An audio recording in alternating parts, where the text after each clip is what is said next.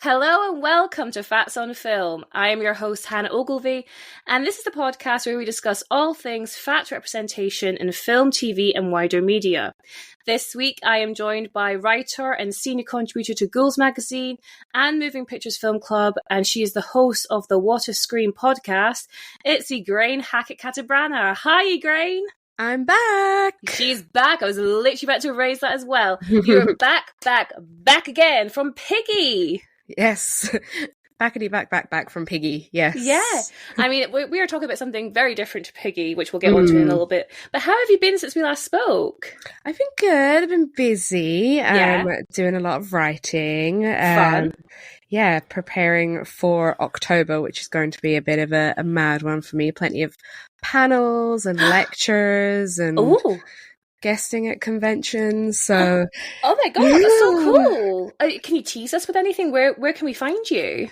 So I am going to be in person at an Irish convention talking about science fiction and horror. Oh my god, that's awesome! Because I'm a big Mary Shelley fan. I'm also doing a online lecture at the end of this month, end of September, about gender politics and possession horror. And it is for the launch of Bloodletter magazine. Oh, that sounds awesome. So flattering, of course, for you to be invited, but I can't think of anyone better to speak about these things. That gender politics one sounds really interesting because I watched, what's it called? That Russell Crowe film that came out. The Pope's Exorcist. Oh my god, Ygraine, I had the most fun time.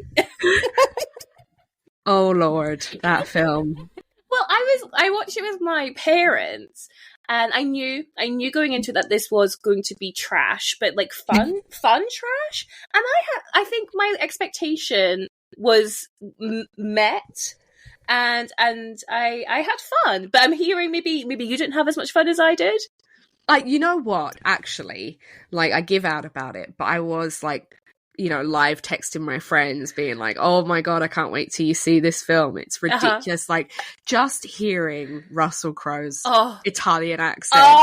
He's like, it's me, the Pope's exorcist. You're just like, oh gosh. I write the books. I'm so sorry to any Italians offended by this. And then it's so weird because at the end there's like this scene where he just jumps on his little moped, and I think it's is it Sisters of Mercy that plays?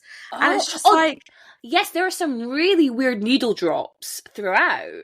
Yeah, and I was just like, what is this song doing in like this film? It seems so out of place. Yeah, and like they were kind of like, well, this is basically Catholic propaganda, but what song can we put at the end of this that makes it seem kind of cool? It's so much fun, and they literally had that question going like, how do we make this cool, and how do we make Russell Crowe, whatever his character's name, how do we make him more approachable? And he's just like an every guy. He just so happens to be the Pope's exorcist. I know, it's a ridiculous film. It was ridiculous, and I loved it. So maybe that's not going to be as part of your panel, and I understand why. But maybe when we get to the end, when we do kind of a roundup where people can find you, we can put links to those events so people can know, because that sounds so interesting. But we're actually not here to talk about horror per se. No, we're here to talk about Criminal Minds. So Criminal Minds is a show that has completely passed me by. Obviously, I know of it, but I've never watched an episode before we started speaking about this, Ygraine. So I'll go into like the kind of overview. So Criminal Minds is an American police procedural crime drama television series created and produced by Jeff Davies, who also did Teen Wolf, the Teen Wolf series. So there you go. And it premiered on CBS in September 2005 and originally concluded, so I didn't know this, it originally concluded in February 2020, and it was revived only last year. And then the show's original main cast, so this is what I do know, because I knew that Mandy Patinkin, is that how you say his last name? I knew he was in it, and then the episodes that we watched, he wasn't in them. I was like, he's not in them anymore. So you had Mandy, you've got Thomas Gibson, Lola. Oh god, there's some names in here that I'm really going to... First of all, I've not helped myself because I've made my text so small that I cannot read my own writing. So we've got Lola Gladini, That sounds right. Shaymar Moore, Matthew Gray Goobler. So I know that name because I know the girlies be lusting after him. I'd love to get your thoughts on that. AJ Cook from Final Destination 2. Very excited to see AJ Cook. Kirsten Vagsness. And then we had major changes throughout the series run with several of the show's original members being replaced. So then we go into Paget Brewster, who I only know as Kathy from Friends. Yep. We've got Joe Mantegna, we've got Rachel Nichols, we've got Gian Triplehorn, Jennifer Love Hewitt. I had no idea was in it. I was very excited to see her name. Yep. Aisha Tyler, again another Friends person. We've got Charlie from Friends, Adam Rodriguez, Damon Gupton, and Daniel Henney. We've got loads of names in that mix. Yes. So, Ygraine, could you just give us, if possible, the highest level overview of what Criminal Minds is all about? So Criminal Minds is about the behavioral analysis unit within the FBI in the States. And it's basically that unit that goes around and analyzes the behavior and the psychology behind what makes killers, mass murderers, serial killers, etc., what makes them do what they do. And from using that information they have, they can kind of, it's a lot more emphasized than it is in real life, but they can basically catch the bad guys just by predicting their behavior or, looking at their past through what they call like their modus operandi. And yeah, I mean, it's based on, I'm sure you might have heard of Mindhunters, maybe? Yes, yeah. So Mindhunters is as well based on a true story. So it's based on Mindhunters, the true story behind that, and how the FBI basically uses like forensic psychology to catch criminals. So every episode, is it like does it follow the monster of the week structure? So a lot of them do. They have their monster of the week, monster of the episode. But throughout the season, and sometimes over 2 seasons, they will have a reoccurring story that will run through it. Okay. That tends to affect one of the members that then affects the whole. Sure. And so this is the thing I find really interesting when I watched 3 episodes. So for the listeners, like I said earlier, I've never seen this show before. So Ygraine very helpfully gave me 3 episodes to watch. So there was like 300 and something episodes of this show. And I have watched 3. I have watched 1% of this show, so I'm coming in at so green. So with the kind of the team, the behavioral unit team, are they friends outside of work as well as inside of work? Yes, they do present a very strong, it's all about family. It's all about the family. Oh, the family. Sure. Yes. Obviously, there's a few things where, they're like, we need our private lives outside of work and outside of the team. But generally, it's very much a family vibe. And if one of them is in trouble, all of them are in trouble. It's just that vibe. And we've got like the older parental figures that are kind of the heads of the team, which is like Agent Hotchner in up to when Emily Prentice takes over.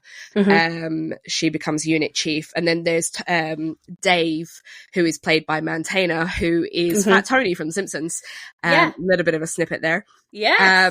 So they're like the parental figures. And then you've got the younger ones that are like Dr. Spencer Reed, JJ, played by AJ Cook, and Kristen Vagnus's character Penelope Garcia, so they're kind of like the younger ones, but yeah, it's all very much family. And that's so interesting because I definitely clocked like the more daddy people of the group. the daddies but I didn't realize it went further than that because it just, again, the episodes I happen to watch, and it's very isolated events, this open and shut case within the 45 minutes or however long it is. So within the group, are there any like any romantic relationships? So there is a reoccurring relationship theme between Dr. Spencer Reed and JJ. So when she first comes in season 1, he has a crush on her, but because he is presented as boy genius. He's awkward. He's, you know, there's slight hints towards neurodivergency. He's very awkward and he never acts on it. So JJ then goes on to have a husband, have children. But then towards the final series, we find out that she has always had feelings for Spencer. And there's this whole tension. So yes, and then there's the relationship between Morgan and Garcia. Yes, now, they call each other like baby boy, baby girl. It's very like flirty. Yeah, but that's never acted on, and it's always been like you think it's going to go somewhere, but it never goes anywhere. They've got a lot of respect for each other, and it's kind of nice to see that like there's this friendship that's really deep and you can flirt, but you both have an understanding that like it's never going to go anywhere. Yes. Okay. Let's go into it then, because like I say, I don't know any of these characters. I did know about Matthew Gray Gubler's character because, like I say, the girlies fancy him. So it's interesting that he's the one who gets like the romantic spin on it. Like they knew, they clocked it. Like he's this good looking guy, they're gonna like him. But talk about Penelope Garcia's character. So who is she in the team? So Penelope Garcia is the technical analyst, and she starts off. We don't see her backstory till about halfway through. Oh wow! Everything, but we do know that she started off as a hacker. And the FBI thought she was so good that they needed to employ her. Of course they do, because that's what happens, right? And so she becomes the behavioral unit's technical analyst. Yes. And she is she has her own little den of computers. And, you know, if someone's got a history, she can find it. If someone's got a credit trail, she can find it. She can hack into things, hack into other governmental databases. Like, she is just genius. But she's presented as very much like anti FBI. You know, she doesn't dress the same as everyone else. She dresses in very loud colors. Her hair is always a loud color. She's always got something fluffy on, sparkly. She loves her unicorns. She loves her llamas. She loves cats. You know, it's very... She's presented as pretty much like, yes, I've been employed by the FBI and I love my team, but I'm not going to be like the FBI. Yeah, I absolutely picked up on that. I was like, she is so different to all the other characters. And I mean, no disrespect to fans of this show when I say this, but with the other core team, bar Spencer Reid, they don't have much personality from what I saw in those 3 episodes. They're very suited and booted. You know, they've got their bulletproof vests on and they're there to, like, you know, get the unsub. A phrase I never heard before this show, by the way. I was like, what the hell's an unsub? You know, and that's it. They're very like mission driven. And then you bring in Penelope, who has so much personality. It was quite jarring, actually. You know, there was a point in they're on their private jet. I really laughed at the private jet. So I was like, this is where all the money's going. They're contributing to climate change. It's not helpful. And they were on the private jet and they ask Penelope to do something. You know, they go, Garcia, can you check against the credit system to see whether anyone's been let out of, like, you know, a mental health hospital recently? Something like that. She goes, boo, boo, boo, boo, and do it. But when she answers the phone, she's always like, what's up, family? Like, she's really, like, chill about it, where they're, like, you know, almost like military with the way that they speak to her, apart from the other character you mentioned, the one who they've got that flirty relationship with. Morgan, he was a lot more chill with her. And I was like, that's a real juxtaposition of personalities going on. But also, now you've given me a lot more of her history. Like, you know, she didn't come up, you know, she didn't come through the academy the way the other characters would have. So maybe that kind of like anti-establishment, you know, she wears the pink, she's got the fluffy, she's got the really gorgeous hair in that kind of like vintage style. She really stands out. And then on top of that, she is also a curvier person. So like her body size makes her stand out too. Exactly, because, you know, in the FBI, especially the way it's presented in Criminal Minds, all the females are very athletic. I mean, you have to be athletic if you're going to be on the field. You know, you do have to. There's quite a lot of chases going on. And they're all very, you know, they're all gorgeous. Not that Penelope isn't, because I think she's the most gorgeous person in the whole show.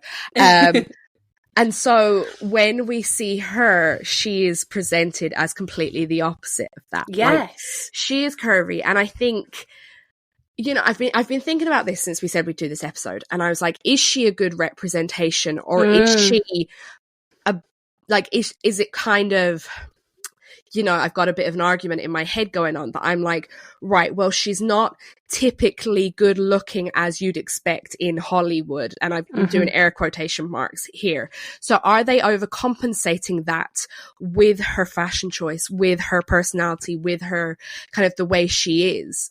Are they compensating that to be like, well, she's got to compensate for not being thin and good looking by being the funny, jovial, fat person? Yeah.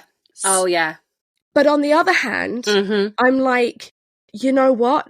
So many times as a fat person, like speaking from personal, and I'm sure other people have had the same experience, we have had to minimize ourselves so much to the point where I'm like, please don't look at me. Like I'm gonna sink in the corner here, and I'm not gonna say anything because I don't want to pull attention on myself.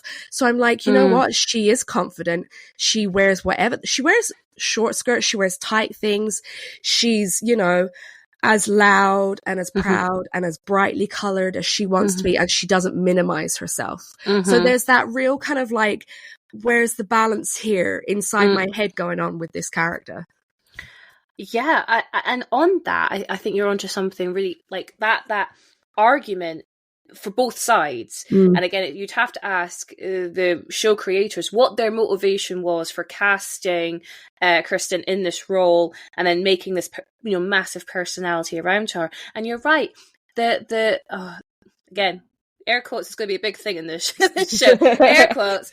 The stereotypical attractive female characters of the show who don't have much personality. You know, they wearing pantsuits for the most part, aren't they? But then they don't need to be, because unfortunately for the male gaze, just looking at them is enough, right? Enough, air quotes. Whereas with Penelope, they've gone, yeah, like you say, they've had to overcompensate. Potentially, they've overcompensated. Going like, oh well, you know, maybe she's not great to look at, but she's funny, she's silly, she's, you know, she's almost like the comedic relief to a certain extent.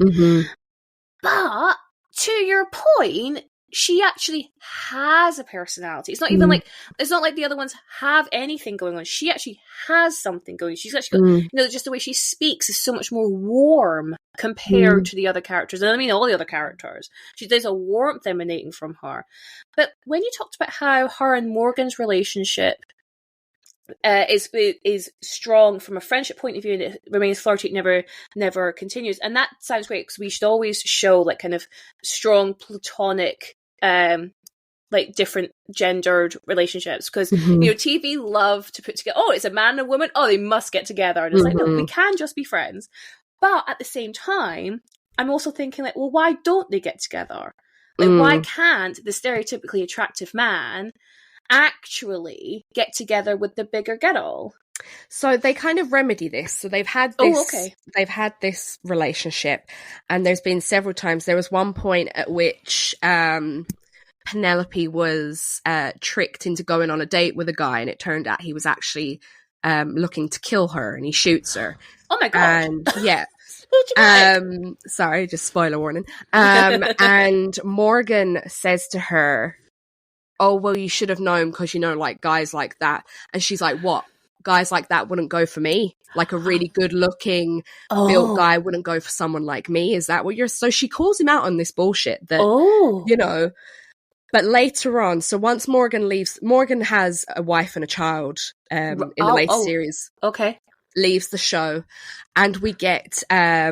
what's his name? Adam Rodriguez's character, Luke Alves, comes in, and he replaces Morgan as the stud. Like, he's, you know, gorgeous man. And it turns out, again, spoiler warning, it turns out he actually has a thing for Garcia, and he asks her out in the end of the series finale. So we do get that, you know, actually the stud can like her, and they do go out. So it kind of gets remedied, but I do like the way that with the whole Morgan thing, she does pull him up on that kind of conditioned way of thinking that someone like her could never get someone like him.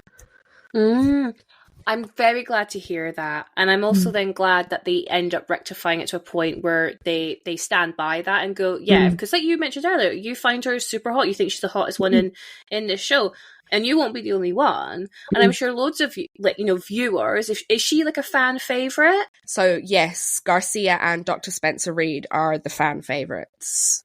It's interesting how they're both like the neurospicy versions as well, and they're maybe not. I mean, personally, I find Dr. Spencer Reid incredibly attractive because that is 100% my type. Like a tall, thin, geeky guy, I'm there. Yeah. Yeah, same. My number one man is David Tennant. I've been here since 13 years old.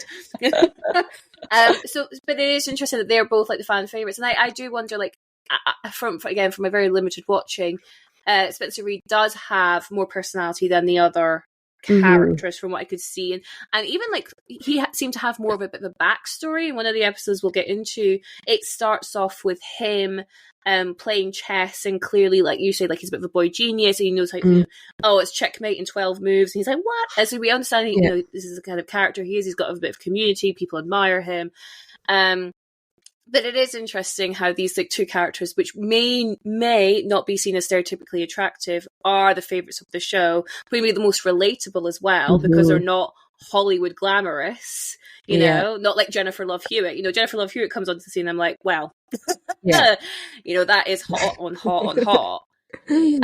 So is there any other reference to Penelope's size throughout the show? Not really. Or none that like sticks out at me in my 1000th rewatch of this series that I do every year. It's never really brought up, which is nice. Like I would like to watch a show that contains a larger person without there being fat trauma in it. Exactly. It's interesting because when we think about fat representation, I'm like, okay, first of all, I want to see a fat person, but it feels like when you get that, we almost have to confront the elephant in the room, and I really did not mean the pun in that one, but like you have to be like, well, what's it like to be fat? Because that's so different, and it's like actually it isn't. First of all, and but at the same time, I do still want to hear those fat stories. We deserve to see our stories played out on the screen, but at some point, representation has to get to a point where they're just there. Like their body size is the least interesting thing about them, Yeah, and I think that's the great thing about Penelope is the way she's portrayed is that, she has hobbies outside of the BAU. She does grief counseling. She acts in a stage production. She plays the ukulele, and we also see her having sexual relationships as well. She has sexual partners, and we see her enjoying them, and her partners love her to pieces, and they're absolutely enamored with her. And it's just nice to see this completely normal portrayal of a larger person just being like, they're normal. This is what they do. This is what we do, Yeah. And they're just living their best life. And that she sounds adorable. Like, one interesting personality. They've given her thought into what her wants and desires are. And it's not just, she's not there to be just a comedic relief. Yeah. Or maybe comedic relief is to undermine it, but lighter relief in the show. Because I enjoyed it whenever we went to her, and her insane hacking skills of being able to find people with really specific data sets within 2 seconds, and I loved that. And she was obviously a really important part of the team as well. It's very Melissa McCarthy film Spy, where the person behind the camera but by the computer is actually really important to the people who are in the field. And I feel like the other characters appreciated her input into the absolutely team, not. but they couldn't do their job without her. So I actually skipped past the very first question I was going to ask you, but actually kind of worked because it flowed nicer this way. But we talked about Penelope and how there are absolutely positives to her character. And maybe some more questionable motivations for some character choices. But why did you want to bring Criminal Minds on? On my last rewatch of it, which was whenever I texted you, a couple of months ago, I and I will do another one before the end of the year. I was paying close attention to the portrayal of female protagonists, antagonists, and the female unsubs, which is unknown subjects, and kind of how they are presented physically. And from just listening to your podcast, I was like, okay, how are they presenting the larger bodied female unsubs? What is their, what is their mentality? What is their MO? And what does that represent when we're talking about larger bodies compared to the thinner female unsubs, the typically more pretty female unsubs? And that just raised a lot of questions for me. And so I was like, hey, Hannah. You were like, I just got a text. You were like, can I come on to talk about Criminal Minds? And I was like, yes, but you will have to hold my hand because I cannot fit 300 episodes. Obviously, I mean, how many times have you watched this show then? You mentioned how you've watched it at least once this year. I do a rewatch at least maybe twice a year, since it's been out and available on streaming services. It's like one of my it's my favorite TV show of all time. It is one of my biggest hyper focuses. Like even since 11, I was mad into true crime.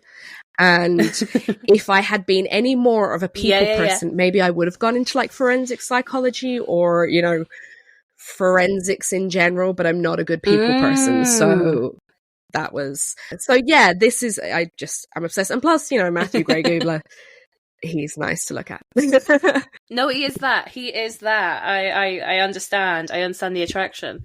All right. So you just said to me, there are 3 episodes that you wanted me to look at. So what I will do is we'll go into the synopsis of each episode, and then I want to talk about their commonalities and also their differences. So the first one was season 5, episode 12, which was The Uncanny Valley. And basically, dead women dressed up as dolls start turning up in like playgrounds and stuff. It was so creepy. And it turns out that these women are being kidnapped and drugged to keep them like paralyzed but awake. And then they ultimately die in that state, and then the killer kind of gets rid of them.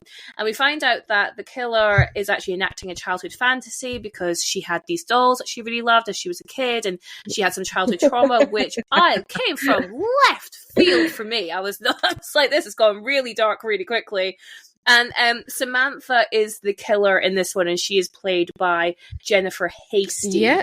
Do you want to go through the next episode? Yeah, sure. So the next episode was Today I Do, which is season 6, episode 15.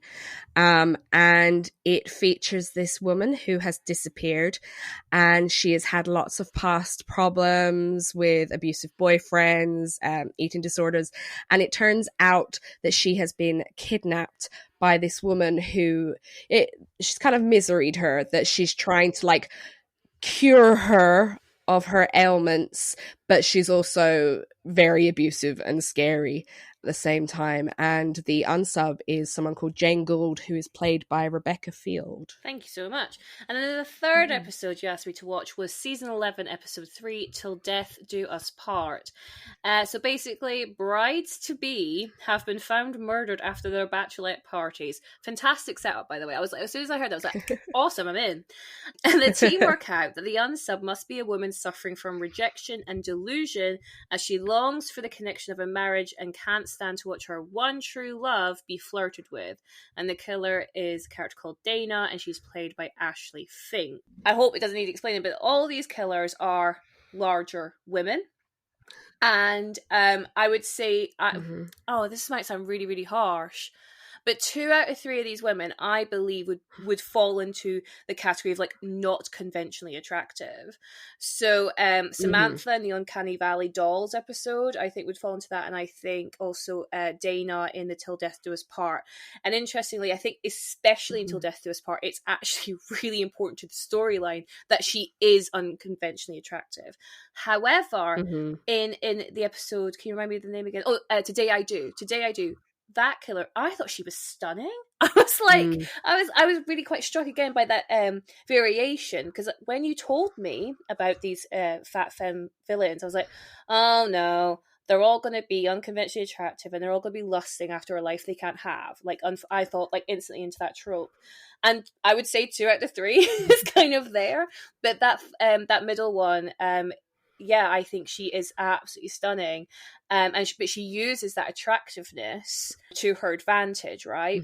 With the boyfriend who's the guy from Blair Witch Project. And I was like, oh my God, it's the guy from Blair Witch. What were your feelings? Obviously, you mentioned how you were rewatching it with this lens. So when you watched these 3 episodes, how did you feel watching these larger women in the killer roles? For me personally, I was looking at the other, you don't have this advantage, but I was looking at the other episodes where female unsubs are skinnier, more conventionally attractive. And I was looking at these episodes and I was like, these episodes seem to be, these fat women are coveting a life of these thin, beautifully, conventionally attractive women. And that is what has made them crazy. Yes. This is all in air quotes. Even with Today I Do, there is that sort of, when she stalks her potential victims, she buys things of theirs so she can kind of connect with them. Yes. And so even though it's not in the same vein as the other 2, where she is presented as attractive, there's still this certain thing, like she wants their lives, and this is why she kind of forces them to get better, because she wants to be injected into their lives. And also there's a point at which, so to prove to her victim that her boyfriend is a horrible person, she goes and she sleeps with that person's boyfriend and films it. But you almost get this sense that you're meant to be disgusted at the fact that the boyfriend slept with this larger woman. And even when he was saying, you're the best I've ever had, this is so good, like you almost feel as if you're meant to be disgusted by it, because how could he sleep with this woman when he's got this beautiful petite lady that he's been mistreating all along? So I did get that kind of vibe from it.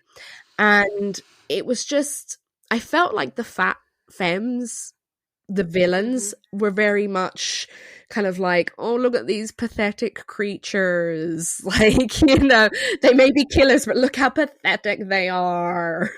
Yeah. Oh, majorly. I would say absolutely, apart from, I didn't get that vibe on Today I Do, because they actually seem to take her threat more seriously. But definitely in the Uncanny Valley, Until Death Do Us Part, as I texted you, I was like, I was laughing of how much they were infantilizing these women. I cannot stress enough, they are murderers. They have actively killed, like, I think it's like, it seems to be like they kill 3 people and then they get caught type thing. They've actively killed like 3 people by the time they get found by the FBI.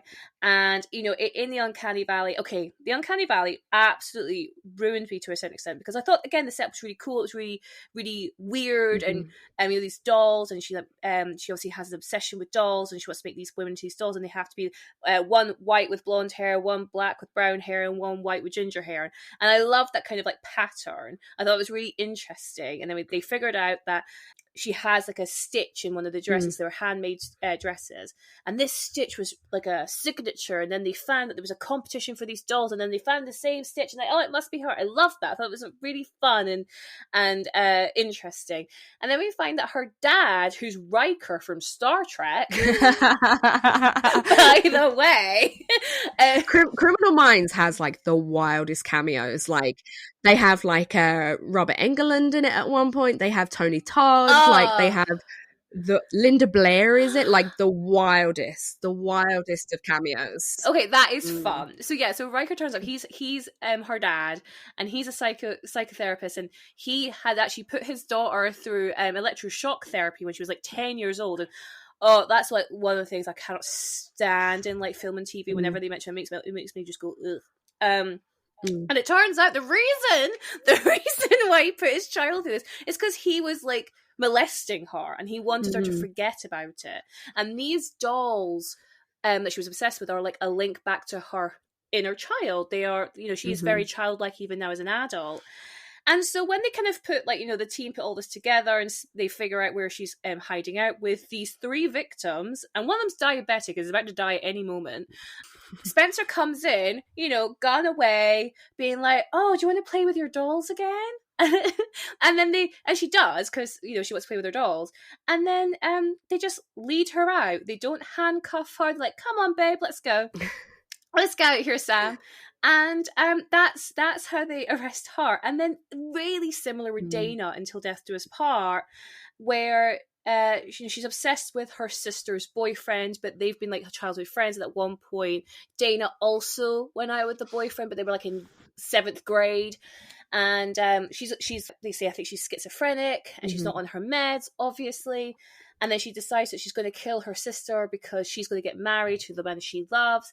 And then again, how the FBI come in to placate this situation is that they're like, "Oh, whatever the sister's name is, tell Dana that you never meant, never meant to take her one true love, and that, you actually, she should actually be with him." And then the boyfriend comes in and he has to pretend. And then they just walk her off. No handcuffs, no guns drawn.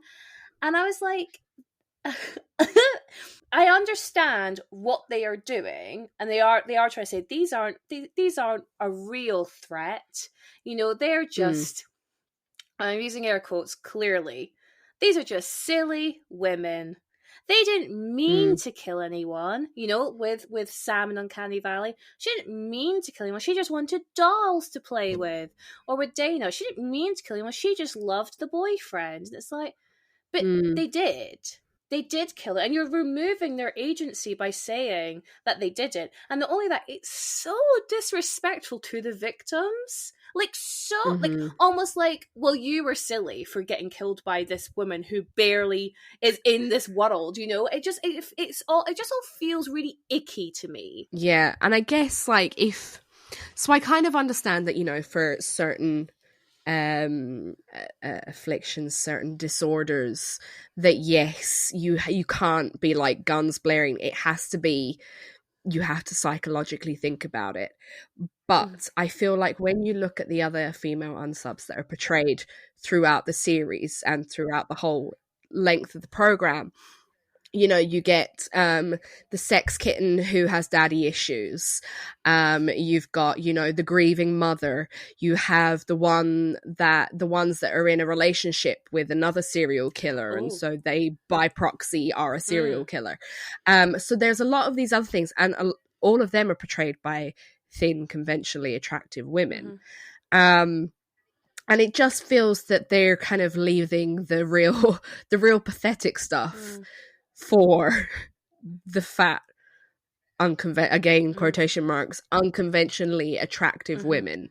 And it just, I don't know, it's does that give an idea to other viewers who wouldn't be as kind of tuned into that kind of thing, that, like, larger women are pathetic and they're all what they could really do with is just being skinny and pretty, and then all of their problems will go away. Well, isn't that the dream, Ygraine? Isn't that the dream? It's not my dream. I totally agree, and I was going to ask this question, and I appreciate it's a bit of like a dissertation question, but why? What is it about fat representation, or fat stereotypes, or fat tropes that makes that connection to this idea that they can't possibly be happy in their own lives? They have to be coveting these thinner, more conventionally attractive women through murdering them. It's like they want to take their place. But why is that connection so easy to make when we see it's a fat femme killer? I don't know. I guess it's because in society in general, no one can possibly wrap, their heads around someone being fat and happy and not spending their days being miserable going, why can't I lose weight? I think you see it all the time on social media, that if someone who is in a larger body displays even one iota of happiness, people have to drag them down and be like, because how dare anybody be happy and fat? That's just, and I think that's a lot of the time it's people's own fears as well, of like, it's just, it's people's own fears of being like, well, if I get fat, I won't be happy. And it's like, well, that's like stuff you have to unlearn. Yeah, it's just, I think that's something that's kind of projected onto Criminal Minds here, that they're like, well, these women are pathetic and they're coveting lives and etc., so they must be fat. I totally echo everything you've just said, and I think I'm trying to now imagine in my mind if they replaced or they recast these roles into thinner actresses, would that coveting be as obvious? And I think the only way they could make it still obvious is if they make them, or if they cast people who are unconventionally attractive. And because again, it's this idea like apparently the society we live in, the lie that we're constantly being fed, which keeps us down, by the way, that's the whole point, is to keep us obsessed with our weight so we don't think about everything else. Revolution. But my point was going to be, because the thin and the attractive, they have the cream of the crop, right? You want to aspire to be them because they have all the opportunity, they have all the success, they have all the riches, they have the best relationships, they have the, pick of the men, if that's what you're into. And so when you have a storyline which is about coveting, the killer has to be someone who doesn't then have that.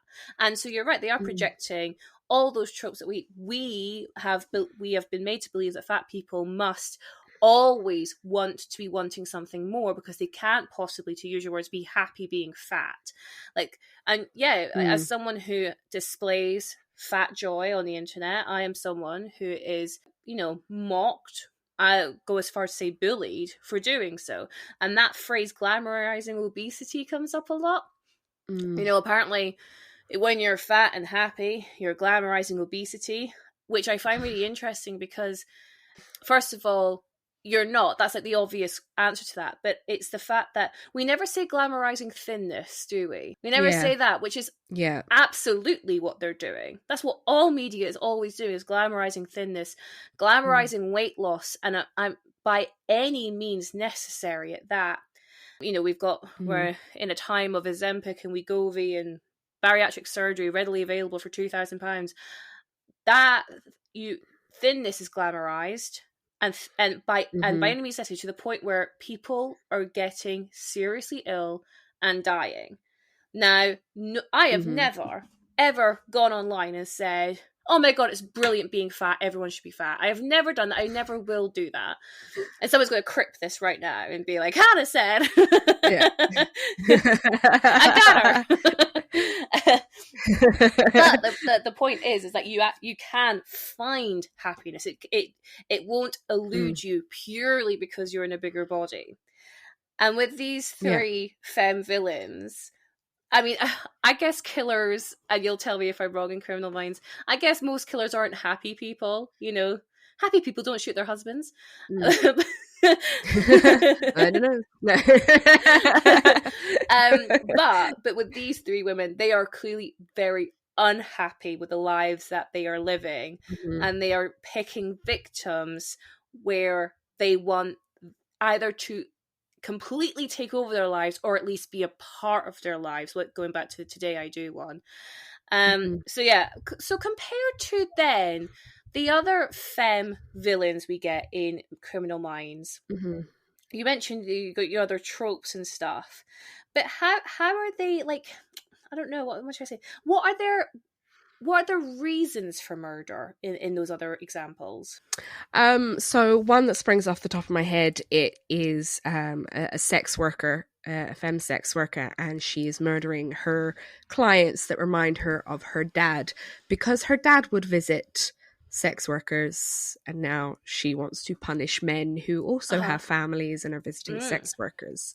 There's another one who is an assassin, who is one of the big villains for one of the seasons, and she is played by Aubrey Plaza. Actually, she's fantastic in it. Like, she is peak Aubrey Plaza, brilliant in it.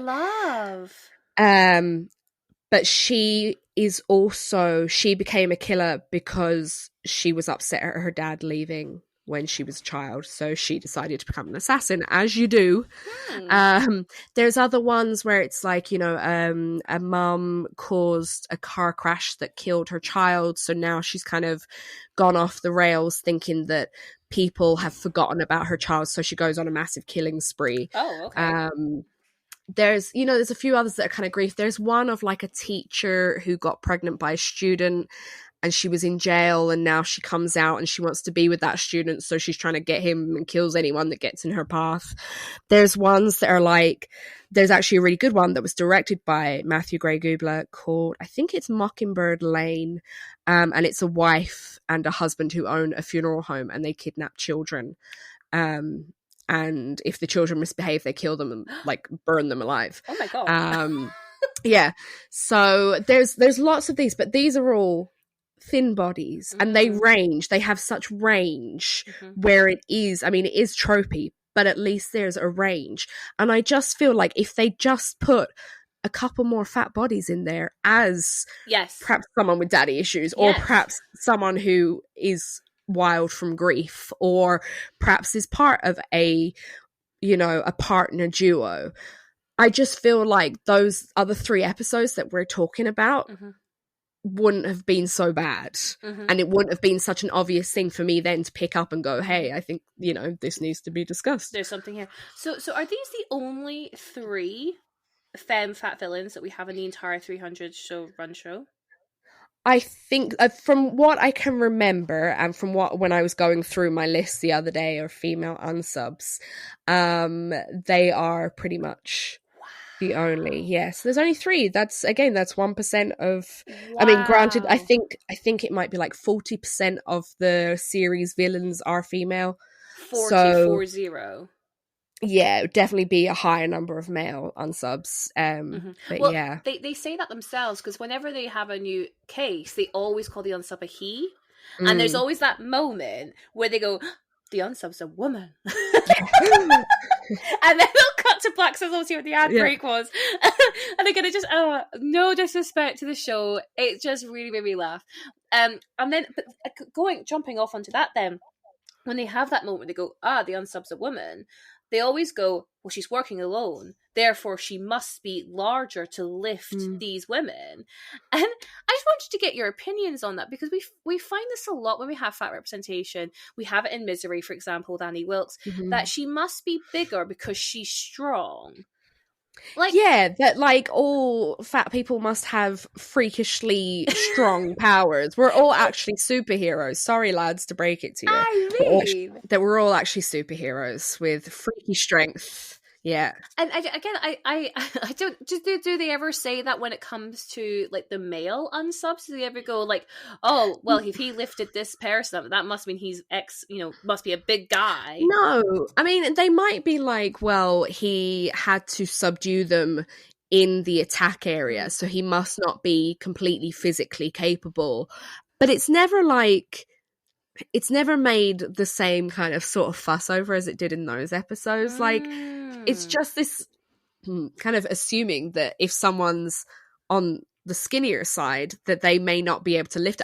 I wouldn't be able to lift a dead weight. Like, absolutely not. I was actually about to ask you, Ygraine, are you super strong? Are you not telling us? No, I'm not. I can barely lift my own child. How strong am I? I'm pretty strong, to be fair, but I also work out. Like, I go to the gym. So, like, that's not because of my body size or my weight. It's because I tune in those muscles.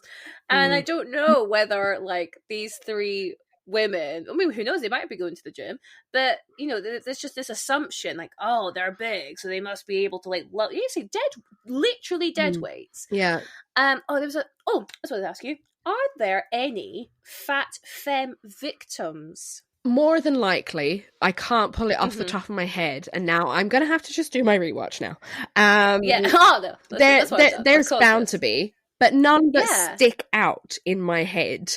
So we don't have a Silence of the Lambs where someone is targeting fat women at any time. Not that I can recall. And I feel like on my last, because it was so recent, I feel like that would have stuck out in my head as well. I believe you. I think it would have done for you too.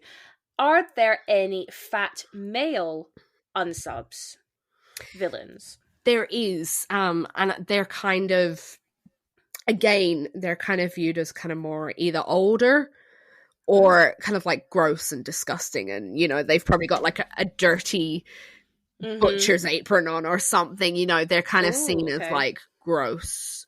That kind of that kind of murder that we see quite often in horror as well, you know, like if we've got like a dirty gross killer, chances are he's gonna be a bigger lad, like so yeah, it's not great representation when we think about unsubs. It's always like, you know, why couldn't the fat unsub be the, you know, the charming, you know, the charmer killer who charms people into their houses or into their cars or whatever. It's never that. It's always like the gross one that grabs them in a dark alleyway. It's either the gross one, the one you feel sorry for, or it's the one that you don't see. So again, in Till Death Do Us Part, you don't even see Dana at the very beginning of the episode. We see the sister calls out to someone at the back of the florist shop, and the camera purposefully doesn't show who she's talking to hide. And I'm wondering from a motivation point of view, like, why wouldn't they show us who she is? Like, why is it a big secret that it's the sister? Because we don't know at that point that it could have been the sister. We don't, you know, obviously knowing why you gave me this episode, I knew it was going to be a fat femme villain. But if I had come to this green, the show is obviously making you suspect whether it was the florist shop owner, because you saw that the brides to be were flirting with her boyfriend. That's the obvious play. But because they keep this other person hidden, and because they wanted to be a big reveal that it's a bigger person, that's the reveal, right? Like, oh, it's obviously her. Yeah. It's obviously the big. It's not. It can't be the hot thin girl at the front of shop. It's obviously the big girl at the back of shop who won't show her face. Yeah. And that's really upsetting, because it's like, why is she in the back? Why is she not at the front? You know, they even mentioned that the shop was left to just the other sister, and I think Charlie from Friends' character. What's her name? I've just blanked. Aisha Taylor. Aisha Tyler says, oh, that must have stung. And I'm like, yeah, why is this woman not even like held in high esteem with her own family? Yeah. You know? And I think they even say it. I think it's is it Dr. Tara, Aisha Tyler's character, and Dr. Spencer, they're talking about her when they realize that who it is who it is. They're talking and they're like, well, you know, no wonder she's the way she is. You know, she has PCOS and medication must have made her get fat. So of course she's the way she is. And you're just like, really? Yes. I literally just read that bit. So, you know, she has a fantasy with the boyf, and you know, she's got all her makeup is done in this fantasy, her hair is done. I was like, yes, girl, get it. But then we cut back to reality when the sister kind of comes in, but you know, gotta get out of bed, and there's just pizza boxes all around the bedroom, and I was like, for fuck's sake, like, you know, you don't have to do that. Like, it gets really, you know, this idea like, well, look at her, she obviously overeats, she's a slob in her bedroom's a state. Then you say you've got the two doctors coming, there's got a PCOS, hormone imbalance, causes obesity. I get it. Like, that's not an excuse for murder. And also, like, you know, you've just completely jumped to conclusions that would be enough to cause someone to react in that way. But at the same time, Ygraine, when she has her final, you know, she's going to get married moment, and she just pulls out a wedding dress out of nowhere, I was so happy that wedding dress fit her. Yes.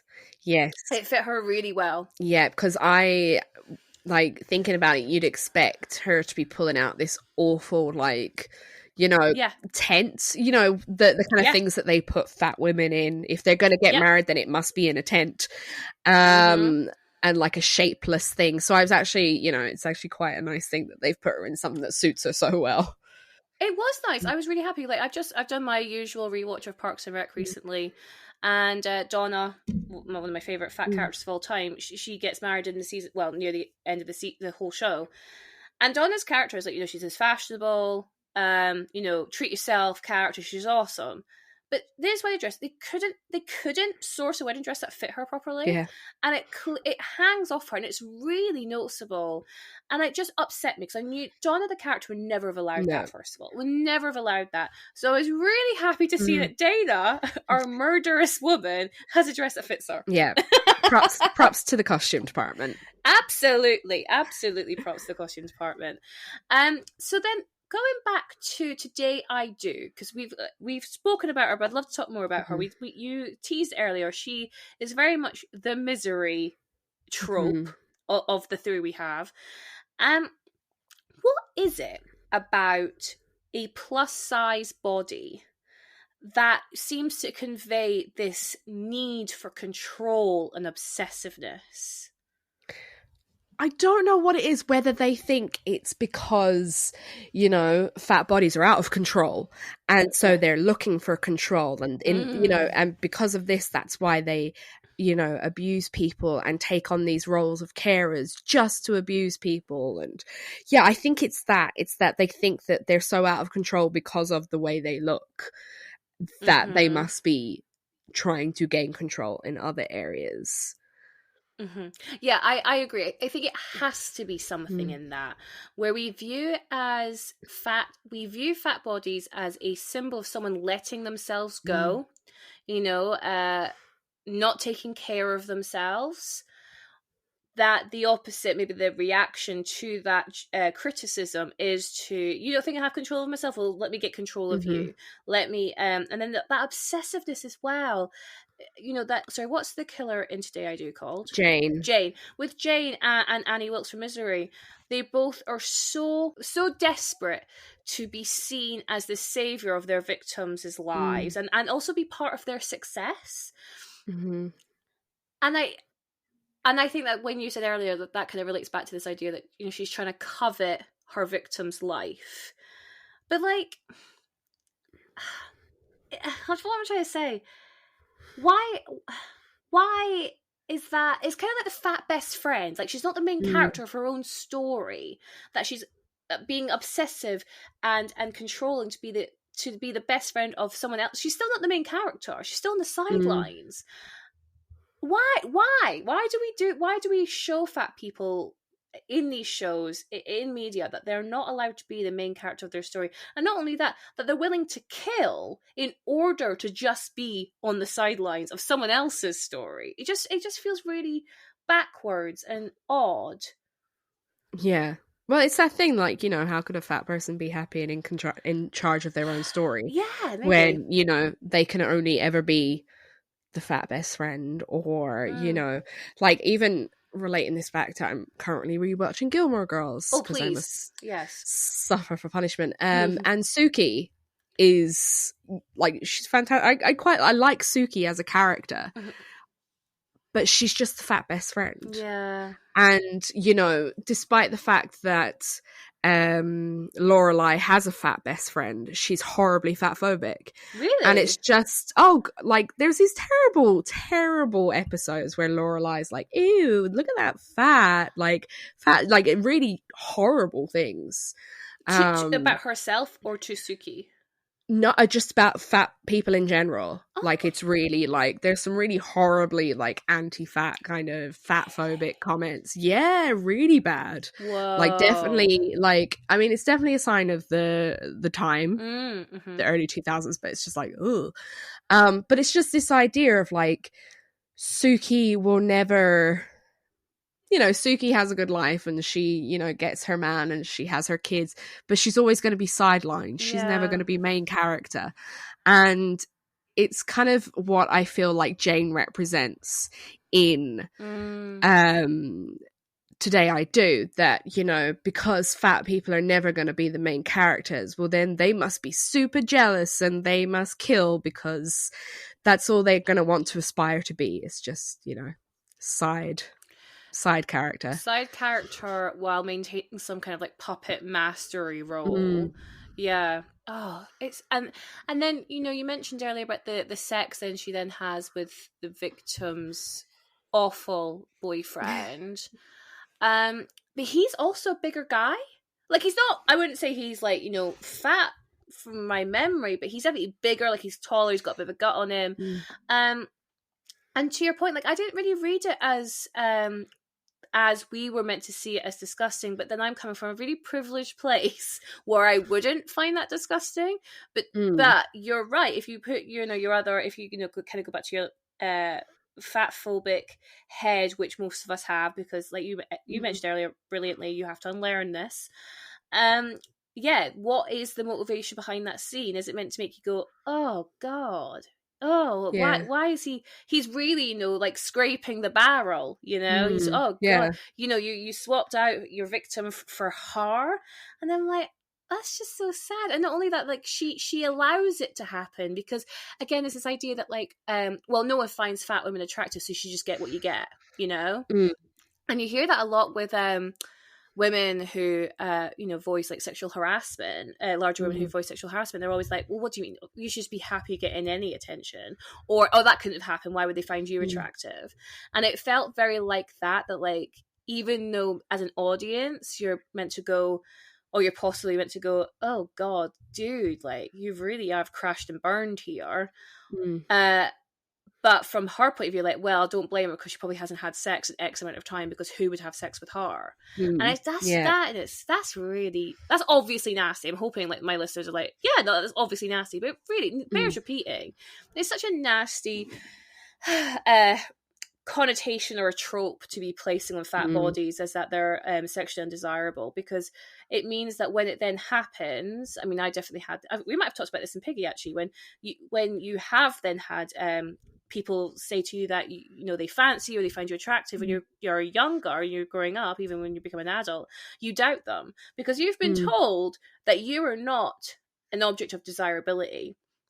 You are the fat, funny best friend. So then all of a sudden, a guy comes up to you and is like, oh, I find you attractive, let's go on a date. I mean, I've definitely doubted. I've gone, no, there's something fishy going on here. I don't trust this. And to hear that, like, again, this show is projecting that fear continuously. So we see that in well, not necessarily in Uncanny Valley, but definitely Until Death Do Us Part. It's projected there as well, that how would he, the guy, ever find Dana attractive? That's obviously the big, oh God, the poor thing, she doesn't get it. And, I mean, I am also like, oh, poor thing, she doesn't get it. But it sucks. It still sucks that, like, that's an obvious reading that as a watcher we are meant to take from it. Yeah, exactly. Yeah. Oh, that was the other really interesting part of Today I Do. The victim is recovering from an eating disorder. Yeah. And she's portrayed as the typical eating disorder. Anorexia and bulimia. Yeah. Yeah. Yeah. It's kind of like the fat girl trying to rehabilitate the skinny girl from not being. And it's really funny because the actress that played Dana, I think, now my memory could be completely serving me wrong, I think she was in a show back in late 90s, early 2000s called, was it Popular or Unpopular? Okay. And she, in the show, her character had a stepsister that was very skinny. And Dana, whoever plays Dana, her character was like, I want to be skinny like you. I don't like being fat. And the skinny person, I remember, it's such a weird memory I have, but the skinny person turned around and was like, you don't want to be skinny like me because I sneezed and broke a rib once. Like... So I feel like this poor actress just keeps kind of being cast in these roles. I'm just having a look now. So the actress is Ashley Fink. So she is in an episode of Gilmore Girls. There you are. Uncredited. What episode? So you know. Season 7, episode 4. Wonderful, Smarvelous. She plays Artsy Girl. Maybe it was someone else. Maybe I'm getting confused with someone else. It's possible. She was in Glee for like 25 episodes. So she was like a I remember. Oh, do you know her in Glee? Because I didn't really watch Glee all that much. I remember her in Glee. She was, do you remember she was the girl that, is it Puck had a crush on, but he wants to keep her secret because she's fat? What was I just saying, Ygraine? What was I just saying? Like, oh my God. No. Yeah. Oh! Okay, obviously I'm getting mixed up with another actor. Yeah. But again, she's being, you know, I mean, I guess in Glee, she kind of like turns around to him and goes, actually, no, you're not going to do that. Like, oh, good. Okay, good. Piss off. But still. Oh, that hurts my heart. That hurts my heart. Okay, so is there anything else that you wanted to bring up with Criminal Minds, these 3 episodes? No, I think we've pretty much covered all of them. Perfect. Yeah, everything that I kind of wanted to talk about. Okay, awesome. So, Ygraine, you'll remember from your time at Piggy that we like to rate our films and TV shows based on how well we believe they represent fat bodies, and we rate them out of ourselves. So out of a 5 potential Ygraines, what will you give Criminal Minds and all 300 and something episodes of it? I guess I'm going to have to give it 2 Ygraines. And those 2 are for Penelope Garcia. Yeah. But everything else is kind of not that great, unfortunately, for how much I love this show, for how much it's my guilty obsession. I think I'm going to have to go with a 2. Yeah. I mean, I'm coming at it from a really odd place, so I'm gonna give it 1, and the only reason why is because I don't know enough about Penelope myself. Obviously, what I've heard from you is awesome, and I really did like her in those 3 episodes I watched, and she was definitely the standout for me.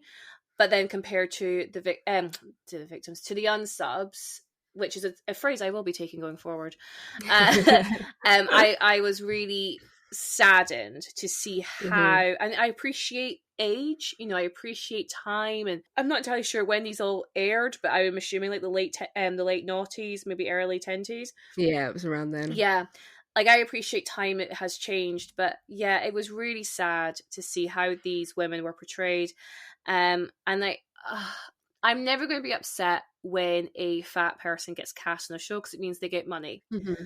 But when they are cast in this kind of way, when it is to use their bodies for, I want to say, like, negative stereotypes and tropes, it just makes me sad because I can't imagine how that must feel on set, you know.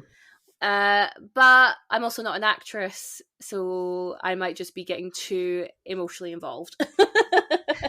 There's always that. There's always that. It's very possible. Right. Well, thank you so much, Ygraine, for, holding my hand, seriously, because I've felt very out of my depth with Criminal Minds. But as much as I laughed at the episodes I watched, I did also enjoy the episodes. They were a really easy watch, despite the subject matter, which is actually really impressive when you think about it. So I understand why you keep coming back to it again and again, especially with these characters that you've obviously loved so much. So you mentioned a little bit at the very beginning, but can you please let me and the listeners know where they can find you and your work and what you've got coming up? So you can find me on X or Twitter, because I just can't get used to calling it X. I will always call it Twitter. You can find me at @what_scream. You can find me on Instagram at @whatascream, and you can find my work on Ghouls Magazine, Moving Pictures Film Club, and of course listen to the podcast What a Scream wherever you listen to podcasts. I also do another podcast called Movies, Murder and Mayhem, where I talk about the true stories behind horror films. Oh, that sounds interesting. It is. Go listen to it. Yes. And I have a online lecture coming up on September the 26th about gender politics in demonic possession, and that is with Bloodletter, who it's a feminist horror magazine that's launching on September the 26th. So there's loads of events through Zoom. Rebecca McCallum, also from Ghouls, is also going to be doing a reading as well. So you can follow them on their social media as well. Awesome. And Rebecca McCallum is a former guest on this show. We had her on for Misery. So we'll keep it all in the family. Exactly. Which is what this show's all about, right? It's family. It's family, man. Family. Family. Yeah. Do your best Vin Diesel impression. Family. So, the listeners, thank you so much for listening. First of all, listeners, I appreciate you as always. And they can find the podcast at Fats on Film on Twitter and Instagram. And they can find myself at Queen Bee Says on Twitter, Instagram, and TikTok. Thank you so much for listening. And I'll catch you in the next one. And remember to stay fat.